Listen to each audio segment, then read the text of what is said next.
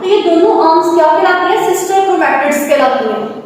और ये क्या बना रही है, क्रोमोसोम बना रहे हैं। क्रोमोसोम के दो आर्म्स हैं, उनको सिस्टर क्रोमैटिड्स कहते हैं। और अब देखें, ये आपको जैसे क्रोमोसोम नजर आ रहा है, ये क्रोमोसोम नजर आ रहा है। ये जो क्रोमोसोम है बिल्कुल साइज में एक जैसा है, दिखने में भी एक जैसा है। हम इनको क्या कहते हैं, ये होमोलोगस क्रोमोसोम है, मतलब एक जैसा होमोलोगस क्रोमोसोम, मतलब ऐसे जो एक जैसे दो क्रोमोसोम के जो पेयर्स होते हैं, जोड़े होते हैं, उनको होमोलोगस कहते हैं।